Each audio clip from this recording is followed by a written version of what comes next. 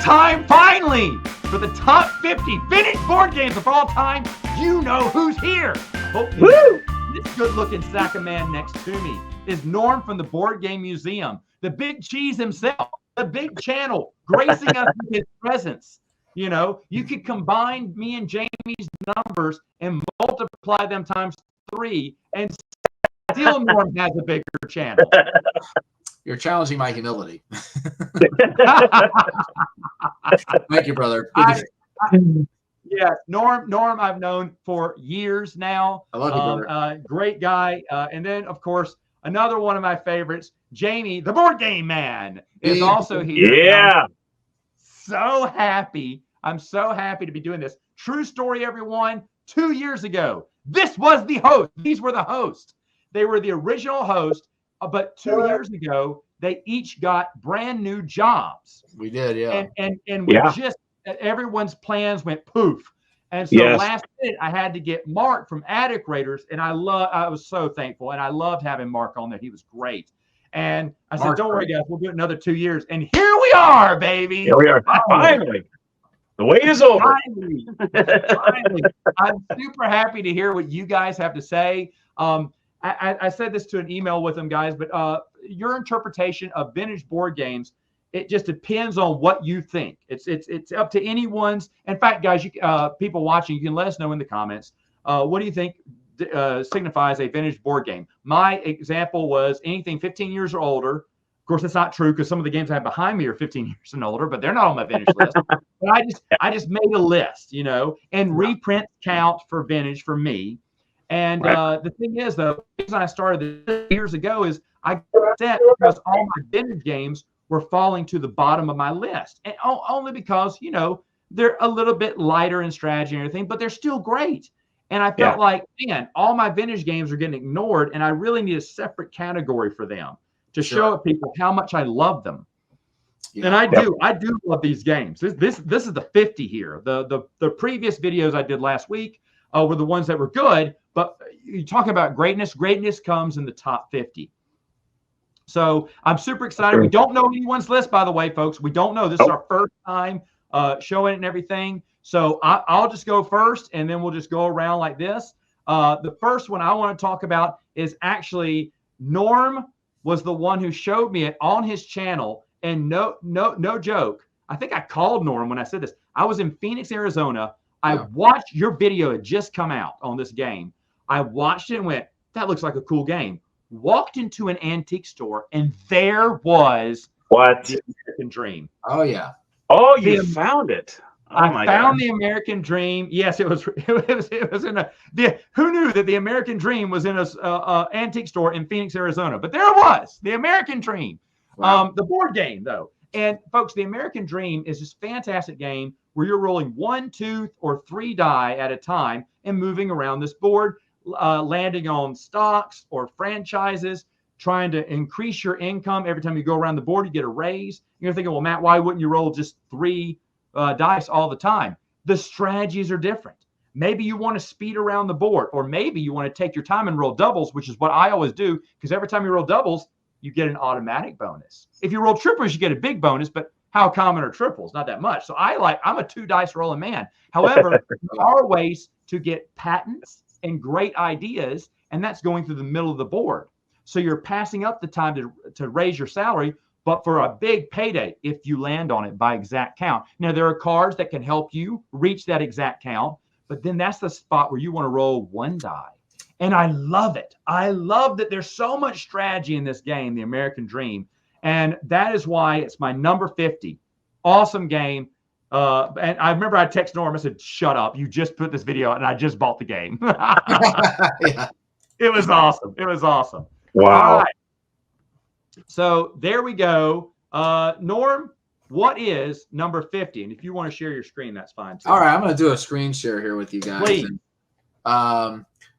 And a lot of these games I have not played in a while, but I definitely have a good memory with this one. And this is from the 3M Bookshelf Company. Oh, nice. One of it's like a company that wasn't around very long, but they made some really cool games like the Bookshelf. And this particular one is called Feudal. And I think, Matt, your video was the first one I ever saw of this game. Oh, yeah. That one, yeah.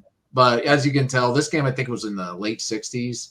But basically, it's like a chess game, but you can play with like 4 players, 5 players. And you're trying to get, if I can remember, to you're either trying to like kill off your opponent's king or trying to take over his castle. And each of the pieces have different movements and stuff. And then you have mountains and things like that you can only cross with certain characters. But the thing that makes this game unique is that it's like 4 or 5 player chess where everybody is going up against each other. And it's a cool little game. It's very abstract looking, as you can tell from the pictures. But it's one of I haven't played the game very much, but I remember just seeing you're not only having to watch out for one opponent, but you're having to watch out for like 2 or 3 or 4. So you're constantly having to kind of be on offense and defense. But yeah, it's a fun game and definitely would recommend it to anybody who likes games like chess or checkers or whatever. So that's my number 50.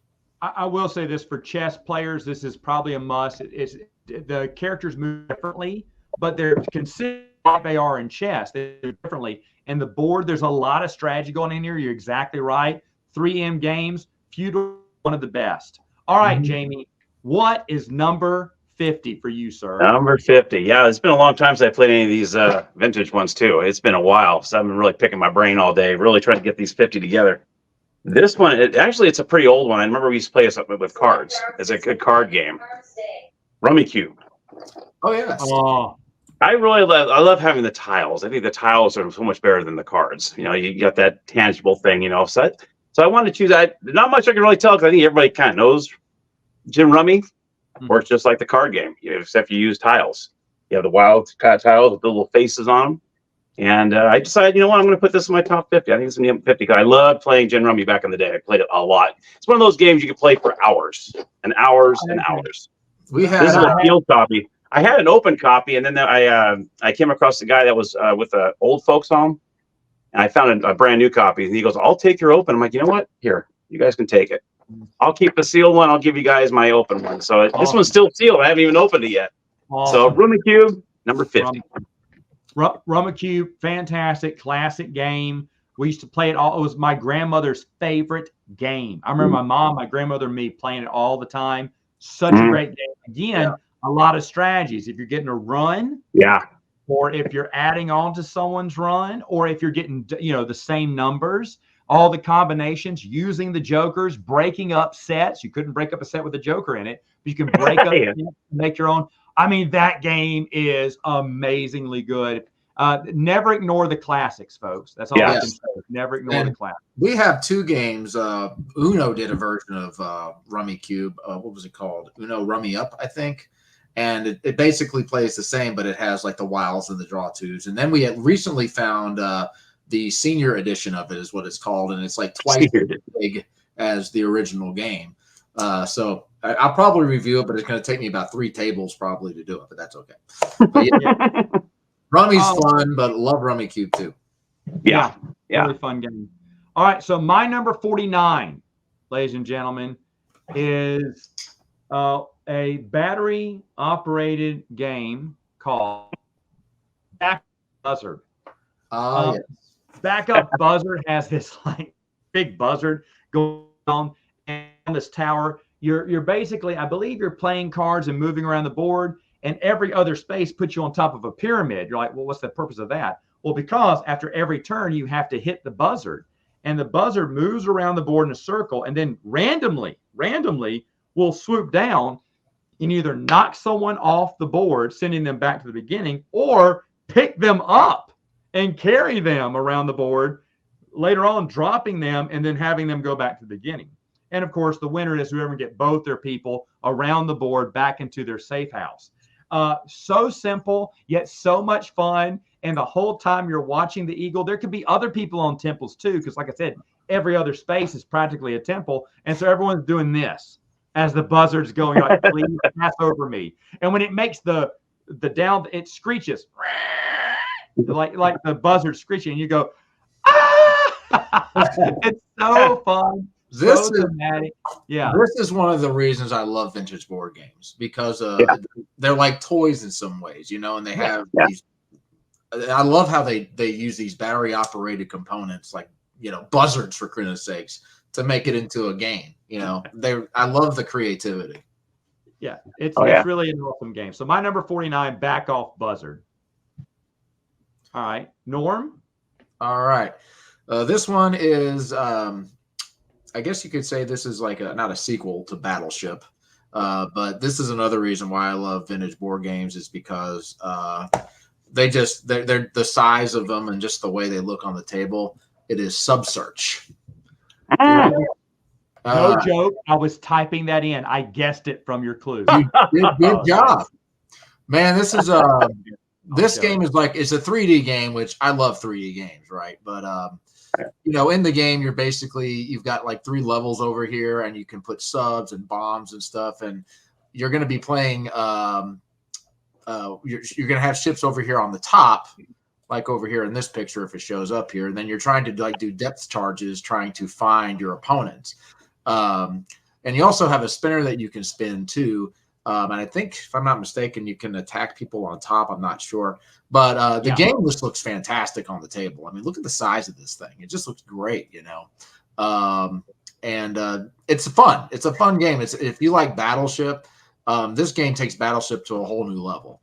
You know, it looks great on the table. It's a fun game, and 49 for me, baby. I call it Battleship on steroids. Yeah, yeah. Exactly what that is. True story. You can see that board game in Home Alone. Yeah. Really? It's in the movie Home Alone. Either it's on, I can't remember, I think it's either on Buzz's shelf, or when he's watching the movie, the scary movie of Angels with Filthy Souls, it's in one of the cabinets. But Subsearch is there. Oh my gosh. In the movie. Yeah. Kind of crazy. I found Landslide. The movie Landslide was in the movie, not the movie Landslide. The game Landslide was in the movie Contact, just maybe for 2 seconds. Wow. No way. Yeah. I noticed it just briefly. I'm like, is that Landslide? And it was. That's funny. Interesting. That's funny. Oh, man. I love the movie Contact, too. That's a great my wife movie. showed me an episode of Criminal Minds or CSI, and they're playing the vintage Dukes of Hazzard game in the episode. Yeah. We should do that. We should make a list of board game no kidding. cameos, vintage board game cameos in movies, not Monopoly. I've seen Seinfeld has some board games too. I think Yeah. you have Yahtzee, just some, your basics. Yeah, the random ones, but the ones like that, the rare ones, those are the fun ones. Yeah. Like, why did they pick that game to be in that movie? There's usually some foreshadowing. Someone had it and brought it. Sit here. Yeah. I know everybody loves Raymond. I think they had some games in the background too during the TV show. Yeah. Behind the couch, you'll see some games back there. Yeah. Wow. Yeah. Jamie, what's All right. number 49? Yes. So you'll never guess my top 50. Mine's all over the place. So this is going to be real different. Well, I picked a Ravensburger one. Labyrinth. Oh, wait a minute. Going the wrong way. There we go.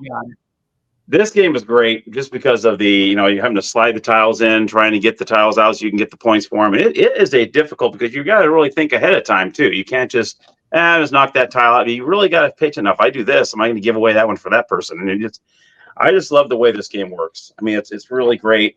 It's so simple. I mean, it's just, I need to get the dragon out. I need to get the, what do they have in there? Lizards and stuff. I just love it. So I like this copy here. So I don't know what is the year on this one. I don't know what year this one is. That looks like one of the newer ones. Oh, newer one. Okay. Yeah. It's one of those. It's another classic that is still sold today everywhere you go, and is still popular. Yeah. Yeah. Now you got Harry Potter. You got all sorts of spin-offs. I've seen Harry Potter. I've seen all sorts of different ones. Yeah. Yeah. Yeah. This is a great one. I just enjoy this one too. I love the sliding tiles. I love how that sets the game up. Yep. And that's why I really enjoy it. You really got to pay attention to what you're doing. Do I want to do that? Do I want to do that? Oh, wait a minute. I might give that one away to that one. I don't want to do this. Yeah, there's a lot. It seems like it's so simple. But then you really start playing it. You're like, damn, there's a lot to this game. Yeah. And I hear that Master Labyrinth is even better, though I've never played it. I haven't played that one either. I've seen it around, though. Yeah. I think we have it. I think I did a review on it a while ago. I'll have to look and see. But yeah, I think you did. But I hear it's just much better. But I've never played either, Jamie. Yeah. But I love basic Labyrinth. All right, my number 48, and Bernardo from Tabletop Island. You guys forgot about him because doesn't have a channel. He hasn't posted for years. I think he's dead. But anyway, he's going to hate me, but it's okay because it's not like he's going to make a video about this. My number 48 is Tornado Rex. Ah, there you go. With a spinning top and a 3D board, and costs way too much on the internet, but it's super fun. And you're pulling cards, moving up the mountain, every once in a while pulling your Tornado Rex, and everyone hold on to your butts, as Samuel Jackson said in Jurassic Park. As you know, the Tasmanian Devil ripoff starts spinning down the mountain, and when it hits a piece, it doesn't even fly off the table; it flies into the other room. That thing knocks it everywhere. And I love that about the game.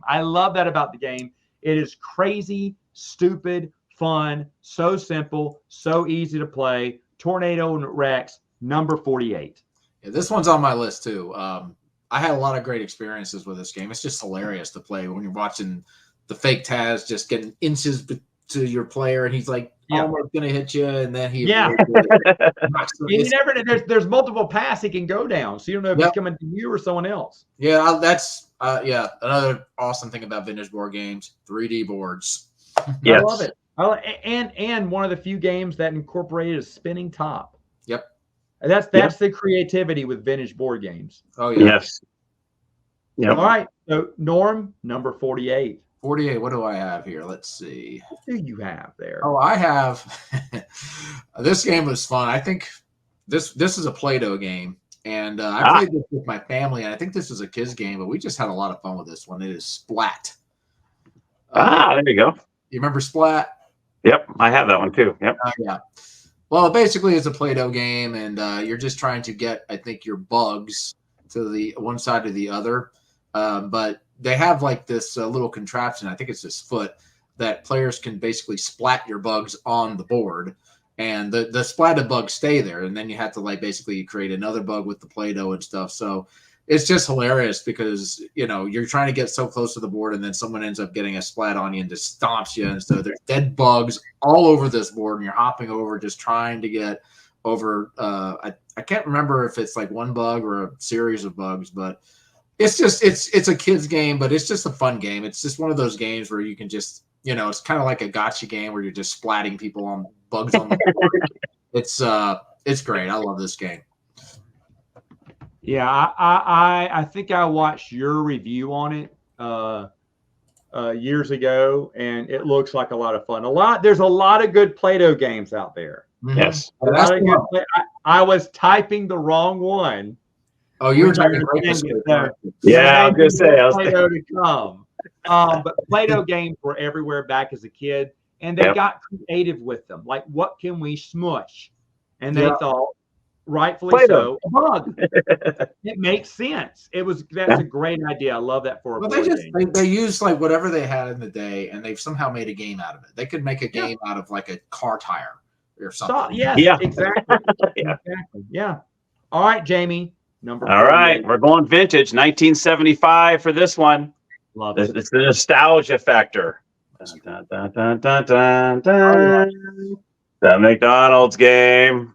Yeah, see, that is my number. Was it 48? Yes, 48's McDonald's. I just love when you're reading off the menu, and boy, all of a sudden everyone's just trying to get their menus right and trying to get all the right ingredients, and then throw that marble in the middle. I mean, it is a blast.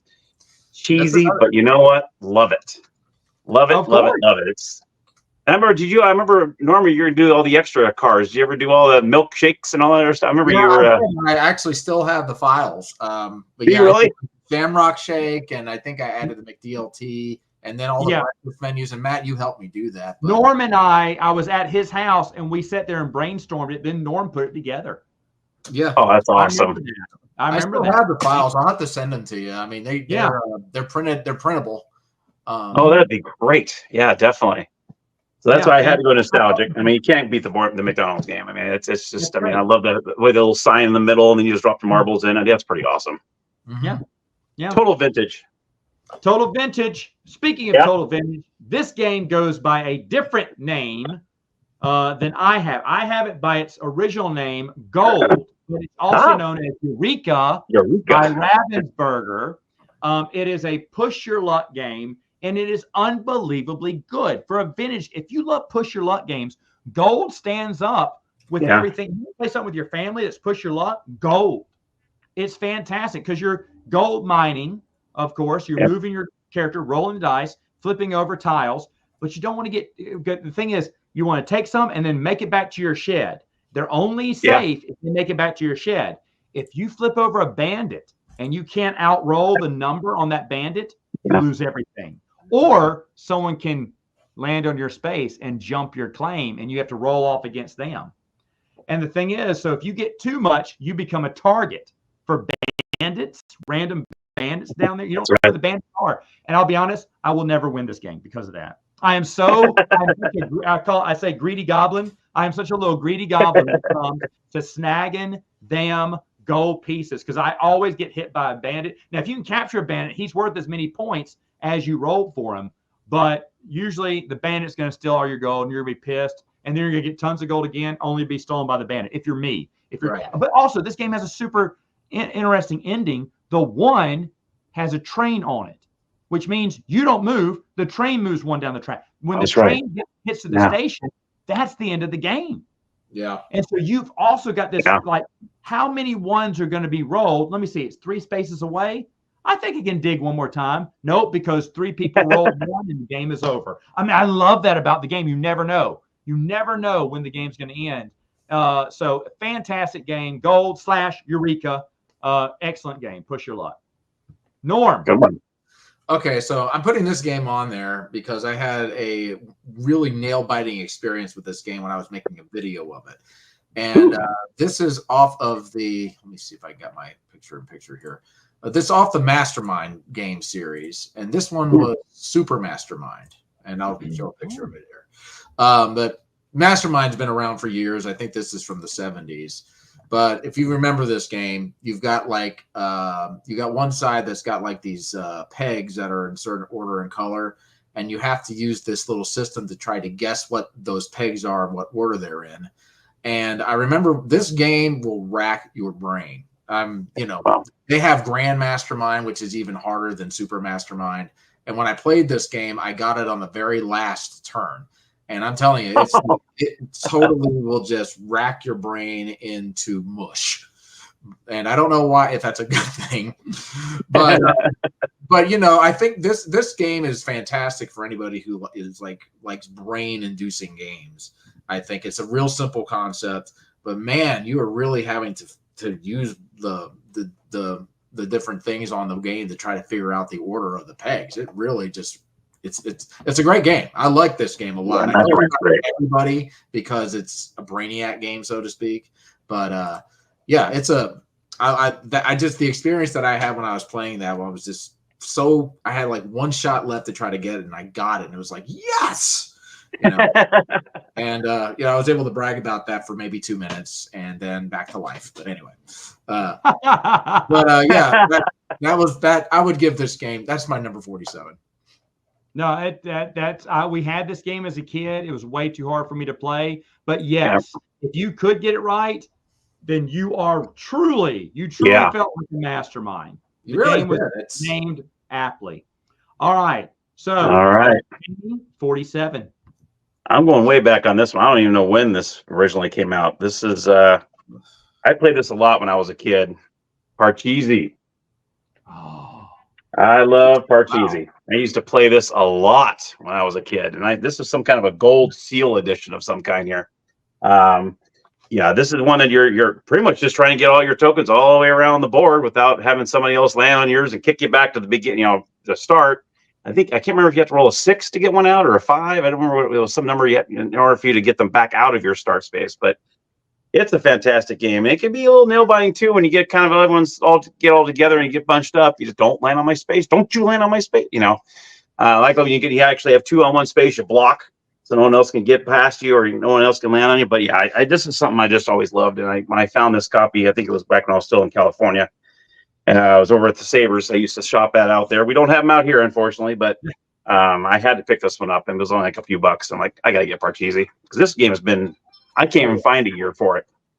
Wow. So the older versions of the game, at least my experience has been the rules are a lot shorter. And I did a how to play on this. I had so many people saying, you're doing it wrong. You're doing it wrong. I did too.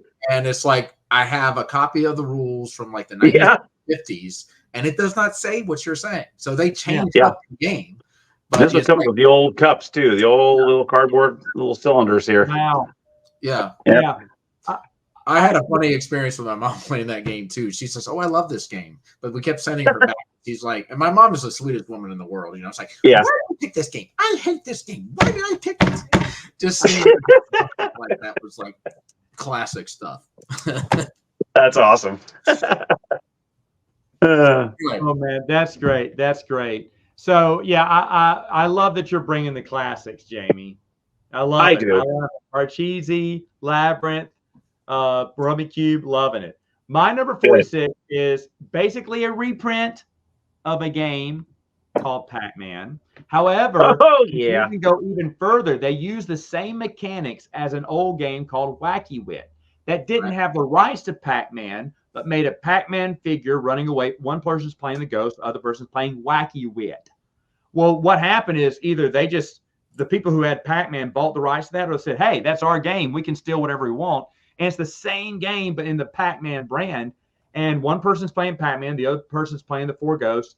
And it's fantastic. And the funny thing is, I just finished playing Pac-Man, the board game, with Norm on his channel. Cheater. It was so great. Cheating on camera. I'm looking at the camera, smiling.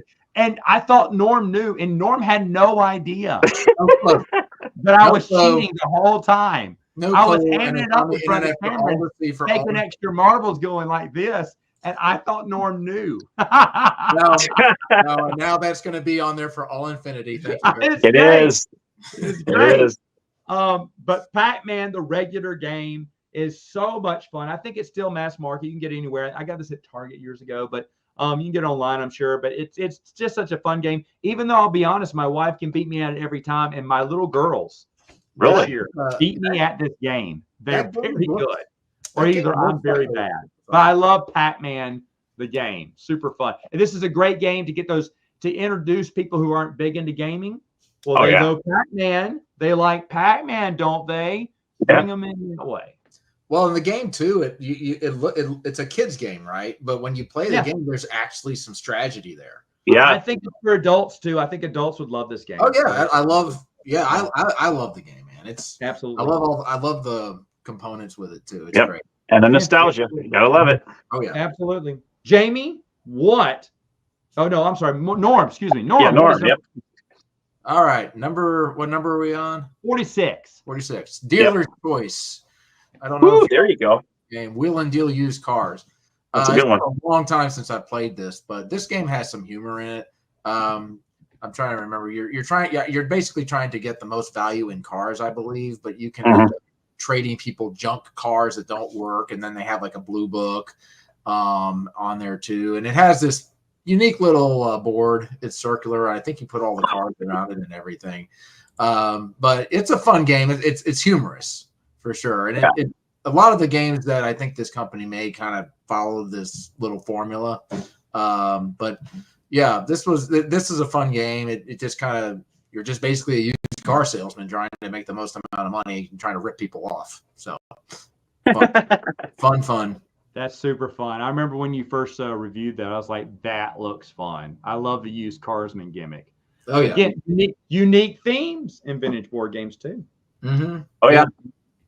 All right, Jamie, number 46. I'm going back vintage again here. Well, obviously, but this I'm going to add two games because they're very similar to each other. And I am throwing Yahtzee and Kismet in there. Yeah. I really like the Kismet version. I remember Norm had this on his channel. I don't know if you had that on yours, Matt, but I remember when Norm did this. No, I don't have Kismet. Yeah, Kismet I really like. I just like that, it's just similar to Yahtzee, but not quite the same. They have the colored dice that come into play as well. And they also have, you got the full house, but then you have a full house the same color. And then of course 1 through 6s I think are pretty much the same. Then you got the 2 pairs. I don't think that's in the original Yahtzee. You got the Kismet 5 of a kind, total of all dice plus 50. So I like the little nuances that are different than Yahtzee. It makes it actually a little better than Yahtzee, in my opinion, anyway. My So that's why I favorite. kind of bulked them both together because they're very similar to each other. But I mean, who doesn't love Yahtzee? I mean, it's a lot of games that we see. We roll 3 times. You do a Yahtzee kind of roll. You have 3 rolls. We always use Yahtzee as an example for 3 roll games. So I have I had a to throw those game in. in my collection that uses the Yahtzee mechanic. Yeah. Still We have a game called Royal Kismet that we found. And his Oh, Kismet, really? Yeah, that's the best Yahtzee variant I've played, I think, because No kidding. they have a lot more different ways you can score. And then they have, I think, green symbols that can kind of count as wilds, but they can score themselves too. Yeah, check it out if you find it. I think that's my favorite version of the Yahtzee type games for me. But yeah, Kismet's cool. I like Kismet. Yeah, Kismet's cool. Cool. All right, so moving on to 45. 45 is a game that I know Norm is familiar with, and I'm pretty sure that Luke and Bernardo would also put this in their top 10. For me, it's 45, but still a fantastic game. I just have trouble getting it to the table. I've only played it once this year, but it is Bermuda Triangle. Bermuda Triangle. Do not be fooled by this cover. The cover looks extremely boring. It is one of the most thrilling games you will play, and that hurricane is so scary. When you look at it, like, what the heck is this crap? But when you start playing the game and the hurricane's moving and spinning, you're going, oh my gosh, stay away, stay away, stay away. Stay away from my boat.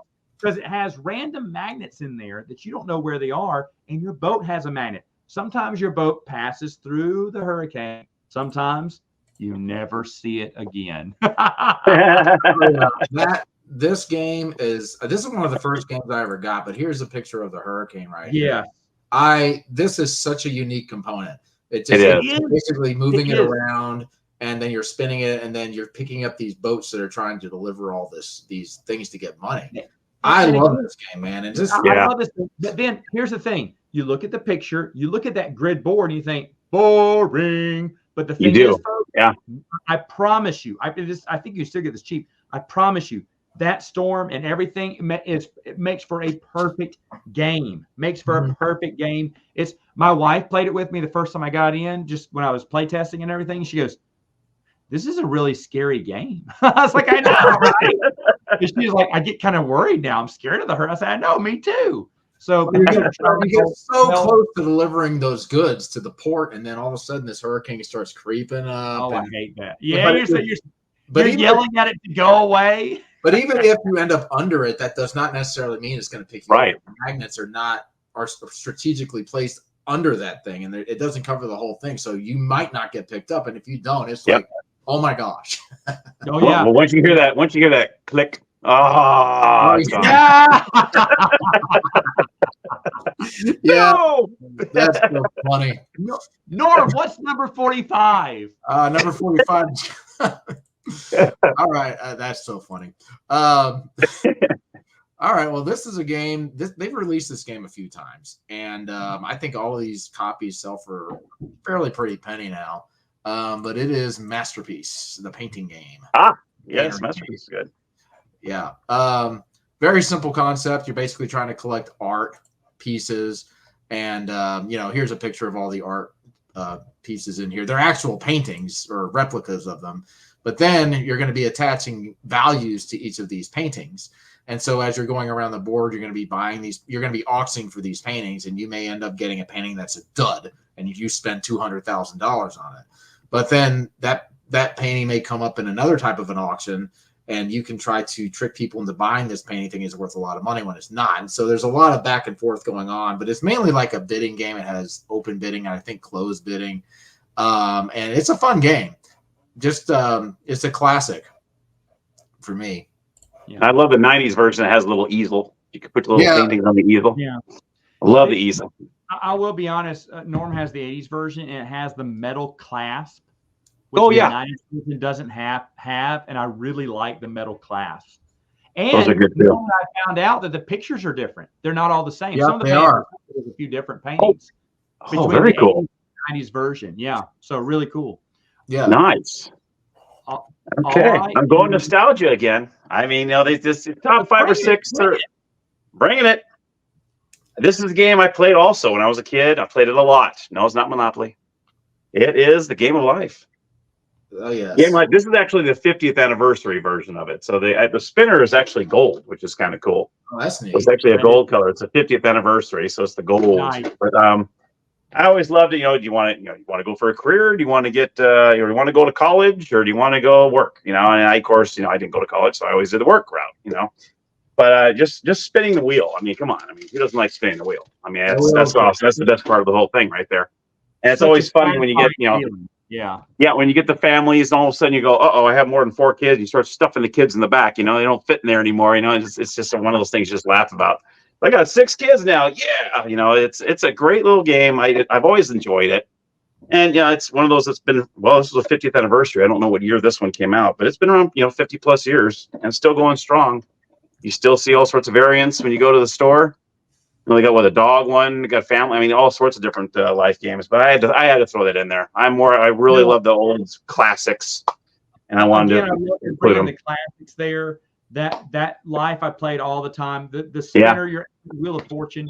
It's so I play that game all the time. The cars, the big wagon, Volkswagen with all the family and everything. I don't want to speak for Norm because this may be on his list later on. But one I hear is really good is Twist and Turns. Oh yeah. I've seen that out there. I haven't played it, but I've seen it. I hear that's the best version of Life. Yeah, I would give that and the Jedi version of it. That's probably like my 2 favorites. But the first edition of Life, you may remember this, Jamie, but they had like the stock market that you could place money on. Yes. And then you could also buy insurance, and they gave you a lot of choices that outside of just spinning and moving and doing whatever the spin. Right. So that's that much fun. Version. It got simplified over the years, but the original I liked a lot. It's classic. Oh yeah, classic. Yep. All right, folks. Well, speaking of classics, these are all classics. They're vintage games. But for me, as the 2-player game, Bas-Ket. I think this was my first board game review when I started doing board game. Well, when I started officially doing board game reviews. Bas-Ket, easy 2-player game where you're flicking a ping pong ball with these prongs.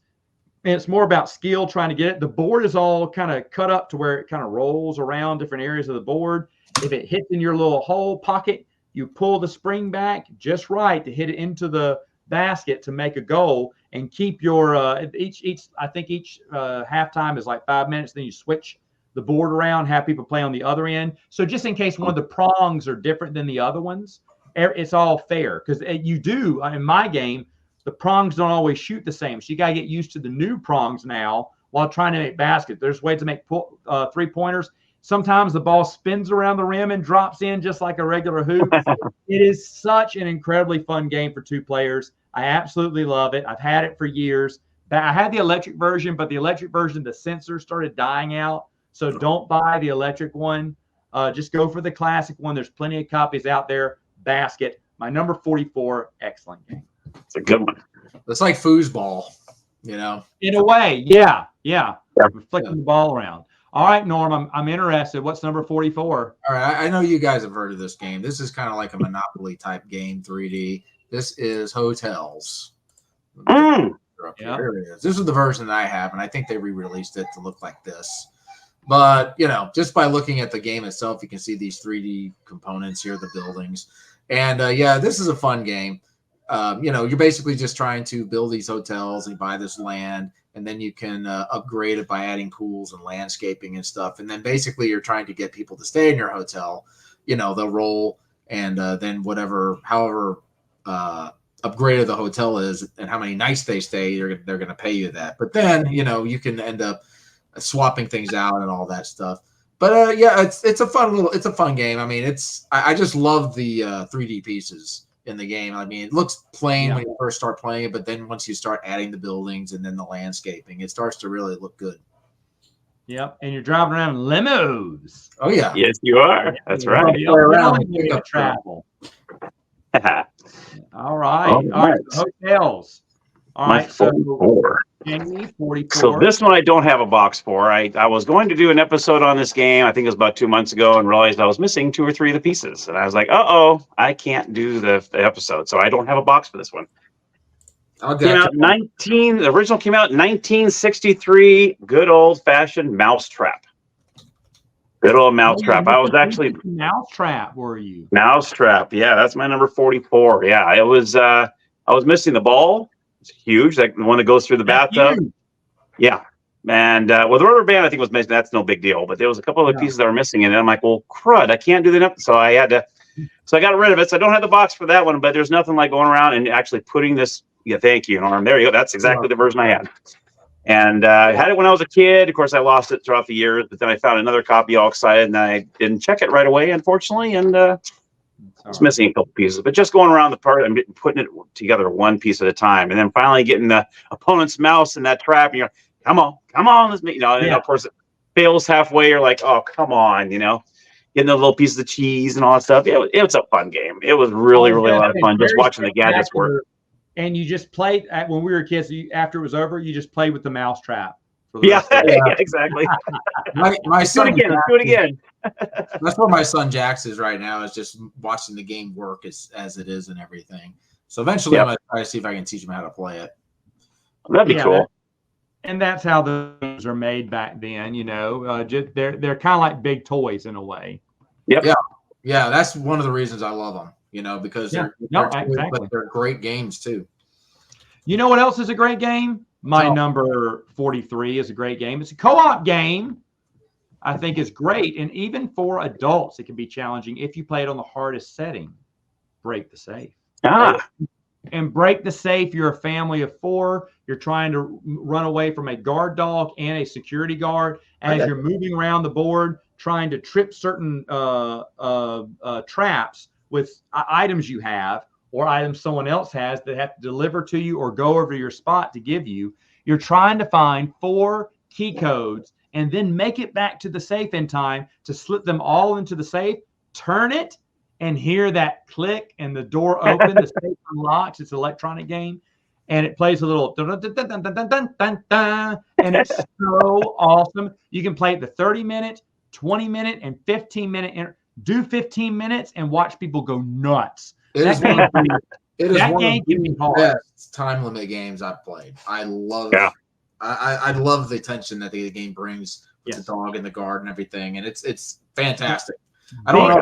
Die, great looking figures. I mean, this game is A+ design too. Who designed this game? I know it. I don't think it was a major Mattel. I think this is a Mattel game. I don't have it with me. Jamie, I wanted to do what you're doing right now is bring the game up to everyone to show. But I got here a little late. But yeah, I think Mattel did it maybe. But yeah, Break the Safe, super classic game. Love it. All right, Norm, ready for your number 43. All right. Yeah, well, I know, Matt, that you've reviewed this game. And this is a game I really like a lot. Let me get it. It is, if you're familiar with the show Dallas, you'll know this game. King Oil. King Oil. There we go. Old game from the 70s. I love the board, of course. And you're basically, this is a unique game because it has, if you can see over here, it has these 3 plates and you can spin them. And you have these holes and you're basically drilling to see if you can find oil. And depending on how deep it is, you're going to be able to make money on every turn, but you might end up getting some duds too. So a lot of the game, you're going to be getting money, losing money, getting money, and you might end up getting some of your stuff set on fire too, which is a pain. And then people can actually go off your land if they're next to you and steal money. The one thing with the game though is that, at least for me, you have to have more than 2 players because and they never really explained in the rules what you do when you run out of the derricks. So we had to make up our own rules for that. But this is an enjoyable game. I mean, this is just one of those games you just don't see games that look like this anymore. No. It's a fun theme. I'm sure that I don't remember when Dallas came out, but I'm sure that this game kind of at least had the idea behind that. Hopped up the coattails of that show. I agree with you. Yeah, great game. Jamie, 43. 43. All right, let's see. This game came out in 1975. All right. Lost Gold. Oh, wow. Oh, wow. Yes. Lost Gold. This is one where you actually have a terrain that you're actually trying to find gold, and they give you these little tablets here, and you mark off. They have like a grid here. Yeah. Pretty much A through, what was it, A through G, and then 1 through 11 on the top. And what you do is you get your little gold thing. These are the golds, and they actually have a magnet in them. And what you do is when you get these you have these little gold finders right here, and you kind of go over the spot that you want to find it. And if what it does is it turns red, it lets you know that you found gold in that one location. And then you mark your little map as when you found it. Gimmicks like this, I love. I eat this stuff up when it comes to these vintage games. It's all about the gimmicks and the little. And when I came across this one, I absolutely love it. It's a great game to play. It's a lot of fun, and I had to throw it in here. Number 43. Every time I do a vintage game, top 50 with anyone, we always talk about the creativity, the immense creativity that goes into these games that people just kind of forgotten over time. And that is creative with Matt. I love that. There was some amazing, when we get to the top 10, you'll see the creativity we're talking about. I mean, how they were able to just use what they had at the time. Oh, yeah. A great game out of it. And it just blows my mind how they were able to do some of these things. They really I love the simple idea of that game. It's great. Exactly. All right, good job. My number 42 is going to be our first crossover here. Norm, you were just one off on this ranking here. It is King Oil. Close. Nice. I rank it a little bit higher because I'm better than Norm at. No, I'm kidding. Norm, I agree with you. This game is so awesome. The 3 discs underneath that you can set tier, so the holes will always be different. Yeah. You'll never. What was a jackpot last game is now a dead cap. You cap it. It's dead land, dry land. Yeah. It's so awesome how you can do that. That's a very creativity, so unique. There's not been another game like King Oil. No. And the thing is, you forgot what you didn't forget this. We played a game, and I always tell people, don't be greedy, because if you say I'm going to drill 3 times or 4 times, you must drill. And if you bankrupt yourself, you're out of the game. That's how so many people get bounced out of the game. I did it. I bounced myself out of the game for the very first. I got greedy, and I thought, this is some good land. I've had like full measures here. I said, I bet these other 2 are really good. I'm gonna do 4. Hit the 2 that I knew were duds. Okay, let me hit my positive ones. They were both duds too. I couldn't afford to pay the last one. Man. Oh shoot! I was like 200 short, and I was like, and I bounced myself out. It was between me and one person at that point, and I lost. I got too greedy. I started buying pipelines. I started just spending all my money, but I just got too greedy, too fast, and that's another reason. Oh man. Yeah, there is definitely a balance in that game too. It can be easy to get greedy and lose your money, and then if you buy land, it could have tons of derricks or oil, and it may not have any oil. But you have to, and that's the thing, though. You have to play aggressive to win this game. That's true.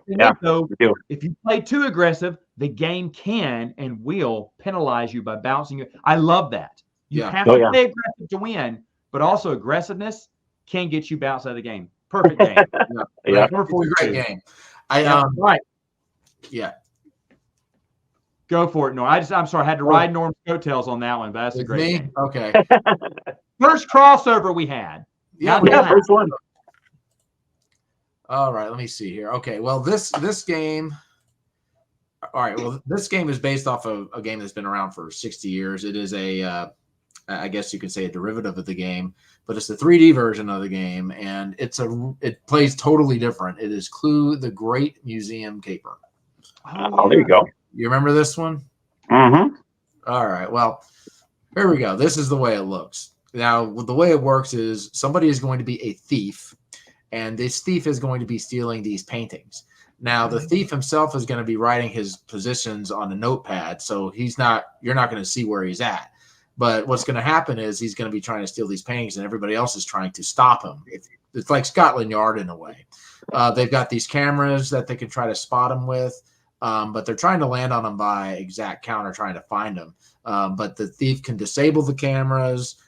He can turn off the power. And the funny thing is if he gets to the painting, he can grab the painting and then take another turn. So, if he takes the painting, he's there, but then he's going to have to move again. So really, this is like a game of like hide and seek, and you're basically trying to escape, I think, with as many paintings as you can. And then you have these things you have to unlock too. So yeah, it's a great version of Clue. It plays nothing like original Clue. It could really be its own game, I think. That's awesome. Dan, the Game Boy geek, put this in his top 100 one year. This is still one of his favorite games to play. Wow. I hear it doesn't play like, I hate Clue. I hate regular Clue. It's not, it plays nothing like Clue. Yeah, this is nothing like Clue, and I hear it's just brilliant. It's brilliant. It's really, it's like hide and seek, and you're someone's playing a thief and you're trying to catch them using these different mechanisms like cameras and tripwires and stuff like that. But the thief can mess with you too. It's great. Awesome. Love it. Jamie, 42. All right. Number 42. Let's see. We're going back to 1979 on this one. Stop Thief. Oh, yeah, baby. Yeah. The original one here. This is the one with the good old, we were just talking about gimmicks and all the electronic crime stopper. You got to love this thing. Looks like the old phones, you know. But of course, they don't have any batteries in it. Always to make sure I take out the batteries. You know, these vintage games, leave a battery in there, you're done.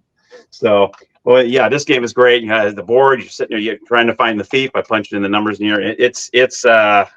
This I haven't played this in so long. I wish I could explain it better. It's been a long time. I mean, I love the little cop guys here. I mean, the little cop guys are pretty cool, man. The little detective guys are very unique from the original version. Has anyone played the Restoration Games version? This is one of the first games I think Restoration Games brought back. I've seen it out there, but I haven't played it. And I heard good things on it. I have not played it either, but yeah, that was one of the first games they started bringing back, and then started just getting on a roll. But yeah, Stop Thief, another good classic. Good. Oh yeah, that old little phone thing with the little beeps and boops. That brings it back to playing Pong. You know. Oh yeah, Pong. Yeah, definitely. Yeah. I had an Atari 2600. I know exactly what you're talking about. Oh yeah. Boop, boop, boop, boop. In fact, Mastermind reminds me of Codebreaker. I used to play on Atari. Oh yeah. Mm-hmm. But except numbers. Wow. Yeah.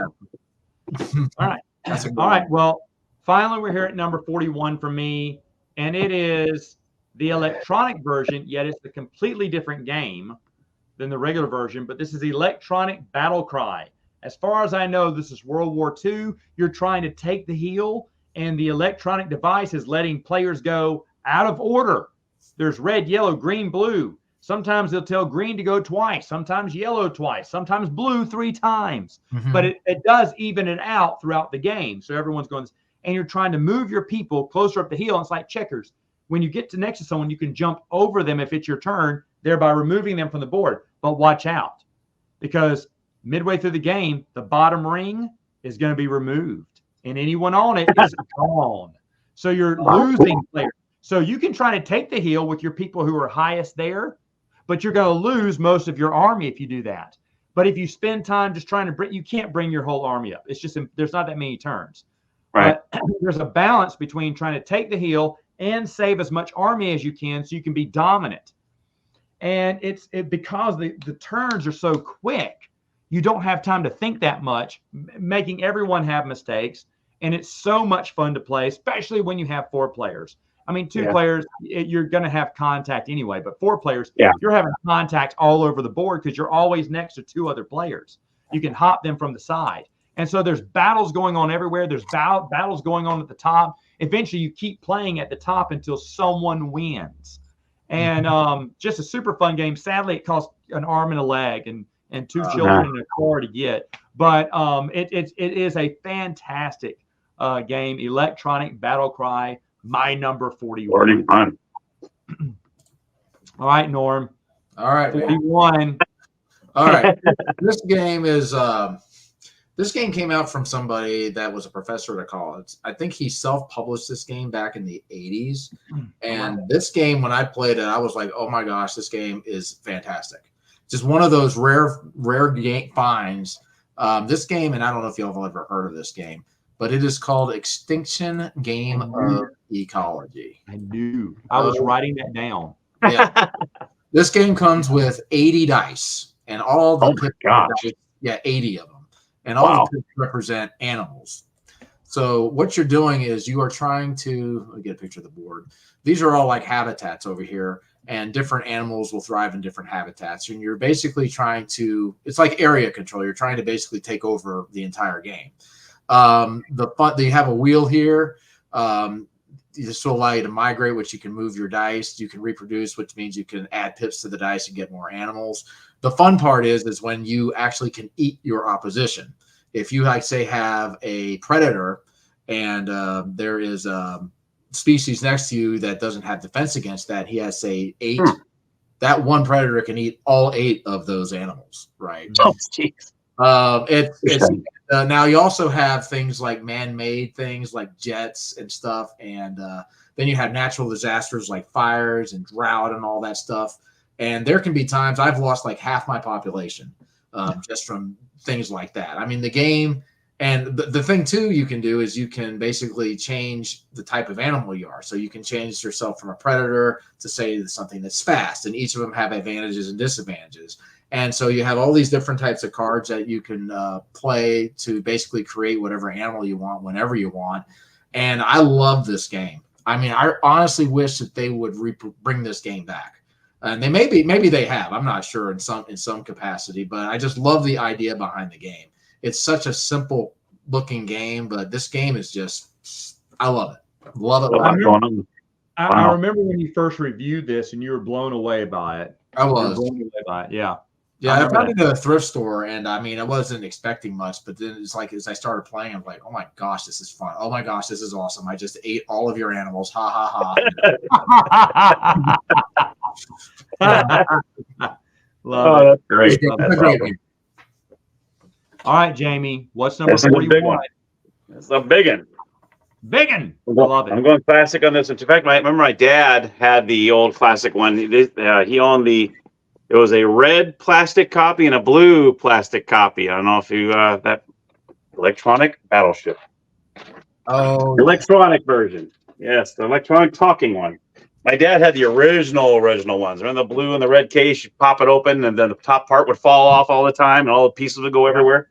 Oh yeah. He had those copies, and having the electronic one is just, oh man, it brings the experience so much better. With having the red lights flashing when you get a hit. I mean, it's just amazing.